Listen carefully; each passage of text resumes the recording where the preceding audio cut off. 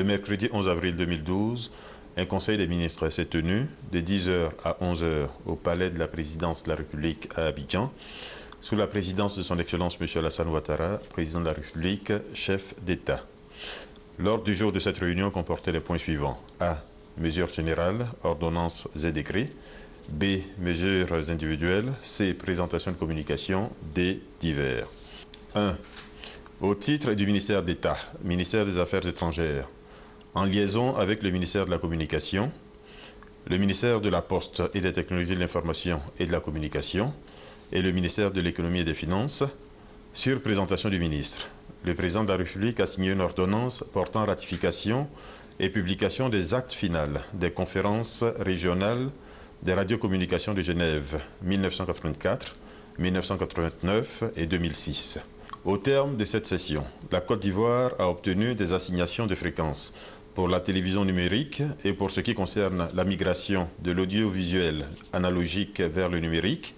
Notre pays a fait le choix, à l'instar d'autres pays africains, de la coexistence des deux systèmes d'émission jusqu'à la date limite du 17 juin 2015. Au titre du ministère d'État, ministère de l'Emploi, des Affaires sociales et de la Solidarité. Sur présentation du ministre, le président de la République a signé un décret portant suspension des organes dirigeants et mise en place d'un comité provisoire de gestion de la Mutuelle Générale des Fonctionnaires et Agents de l'État de Côte d'Ivoire, MUGEFSI.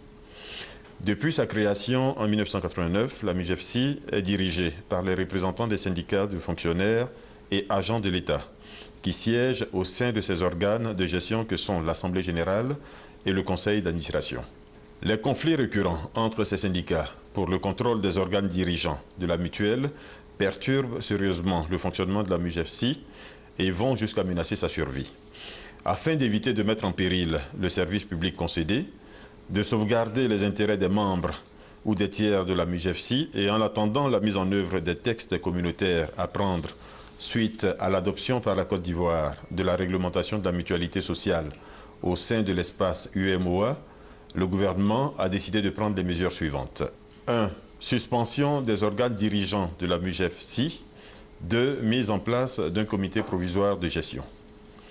Troisièmement, au titre du ministère de la Culture et de la Francophonie, sur présentation du ministre, le président de la République a signé un décret portant création d'une commission nationale de la francophonie, CNF, en remplacement de l'Agence ivoirienne de la coopération francophone, AICF. Au-delà de sa conformité avec les recommandations de l'Organisation internationale de la francophonie, OIF, et les pratiques internationales, cette décision permet des économies budgétaires ainsi qu'une meilleure prise en compte de tous les champs d'action de la francophonie. Quatrièmement, au titre du ministère de la Communication. Sur présentation du ministre, le président de la République a signé un décret modifiant le décret numéro 2006-196 du 28 juin 2006 portant organisation et fonctionnement du Conseil national de la presse, CNP. Le décret signé définit mieux les critères d'éligibilité des associations professionnelles composant le CNP, précise le mode de détermination des indemnités des membres non permanents, énumère les incompatibilités auxquelles est astreint le président du Conseil, précise l'obligation de réserve des membres et les sanctions en cas de manquement et rétablit le principe d'indépendance du CNP. B. Mesures individuelles. À la suite de la communication faite par le ministre de l'Économie et des Finances, le Conseil a autorisé le détachement de 2 fonctionnaires du ministère de l'Économie et des Finances auprès de la Conférence interafricaine des marchés d'assurance, CIMA. C. Communication. Au titre du ministère des Droits de l'Homme et des Libertés publiques, le Conseil a entendu une communication relative au compte-rendu de la mission effectuée par le ministre à Genève, en Suisse, du 18 au 24 mars 2012, à l'occasion de la 13e session du Conseil des droits de l'homme des Nations Unies. Au nombre des points saillants de cette visite figure la présentation du rapport de l'expert indépendant Doudou Diène sur la situation des droits de l'homme en Côte d'Ivoire, ainsi que la déclaration faite par le ministre des Droits de l'Homme au nom de l'État de Côte d'Ivoire.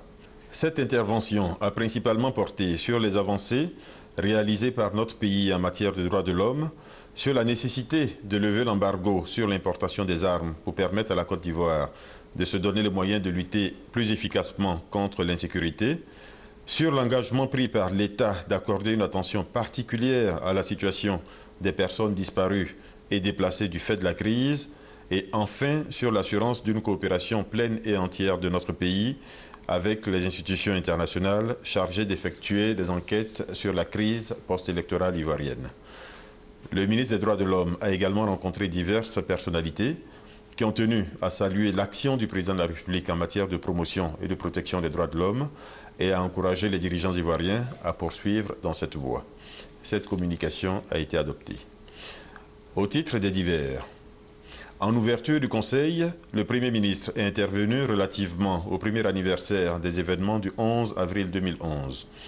Il a rendu un hommage appuyé aux victimes de cette crise ainsi qu'au peuple de Côte d'Ivoire, qui a toujours cru au changement et à la démocratie dans notre pays.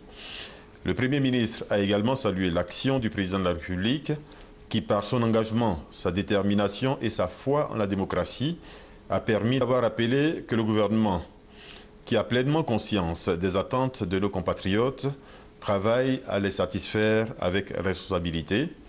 Il a indiqué que c'est dans l'union, la solidarité et la fraternité que nous sortirons notre pays de la pauvreté et du sous-développement. Fait à Abidjan le 11 avril 2012.